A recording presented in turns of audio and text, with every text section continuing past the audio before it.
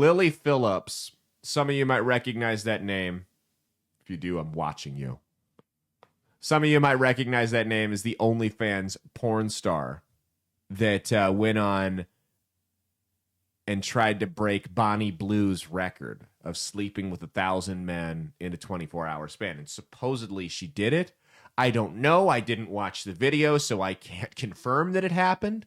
I think you have to subscribe to her account, which I don't do either. So I can't confirm that it did or didn't happen. If some of you guys want to go bite the bullet, let me know. But I expect you to keep a little pen and pad next to you while you're watching it and tally every time a new guy comes in the room. But she posted a video on her Twitter X account. Twitter X is what we're going to call it from now on, by the way. She posted a video on her Twitter X account of her getting baptized.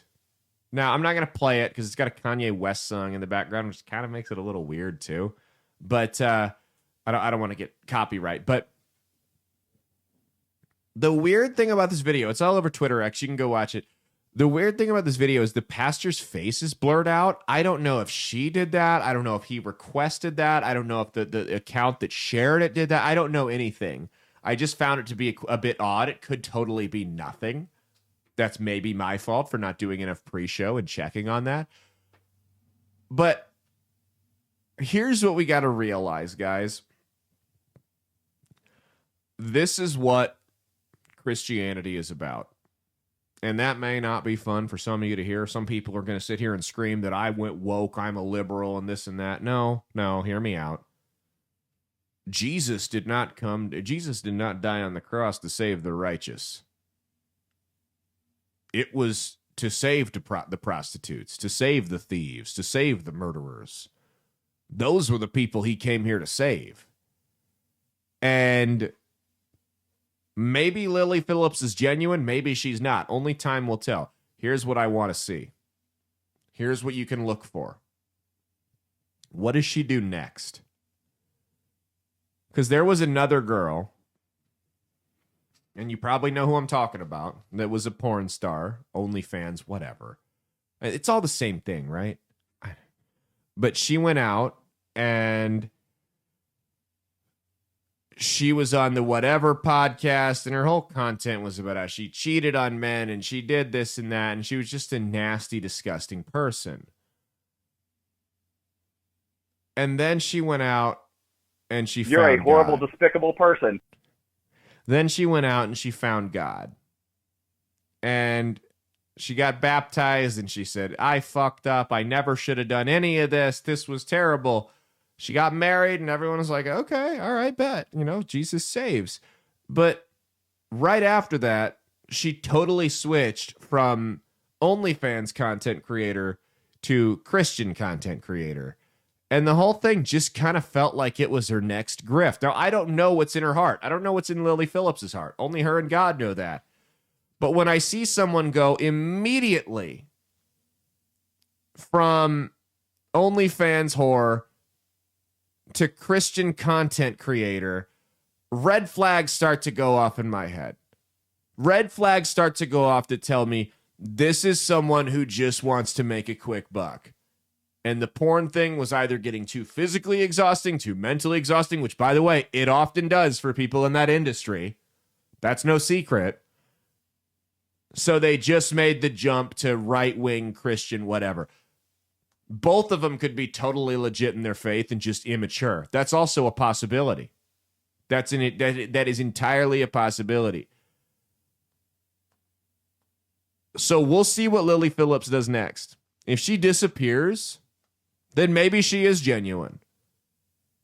If she shares, this is my testimony and does a couple interviews, I wouldn't even go as far to say that would mean she wasn't being genuine.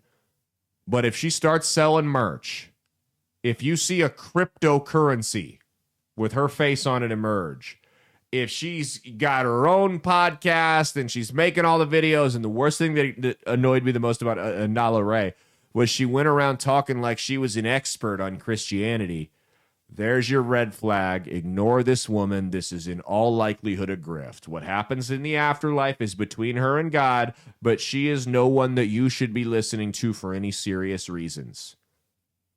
That's what you have to remember. And then the other thing about this is, I mean, Nala Ray was a hoe. She did the OnlyFans video, whatever.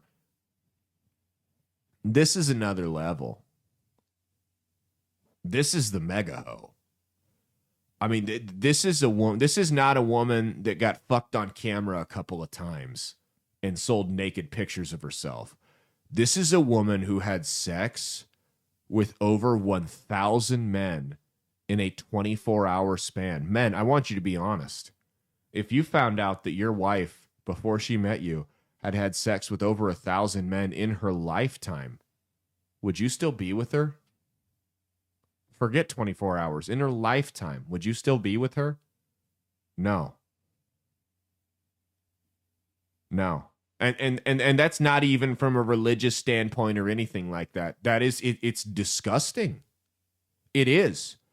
I'm allowed to have that opinion. I'm allowed to feel that when I hear about somebody like that. When I see that as a man, that is disgusting to me. Now, I'm not a prude.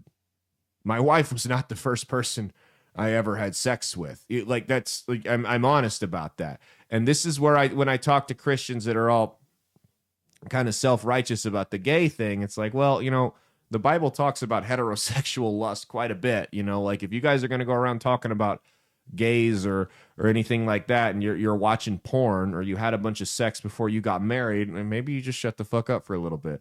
But not even from a religious standpoint, from just the standpoint as a man, I don't want to meet the man that wants to marry a woman who had sex with over 1,000 men in 24 hours. That's a guy with no self-respect. That's a guy, ladies, you shouldn't want to marry a man that would be willing to marry you if you had had sex with 1,000 men in 24 hours either. Because that guy is either fucked in the head or just the biggest doormat loser you're ever going to meet. So that's my thoughts on that. I didn't want that to go untouched. Ooh, that's bad word choice for that segment.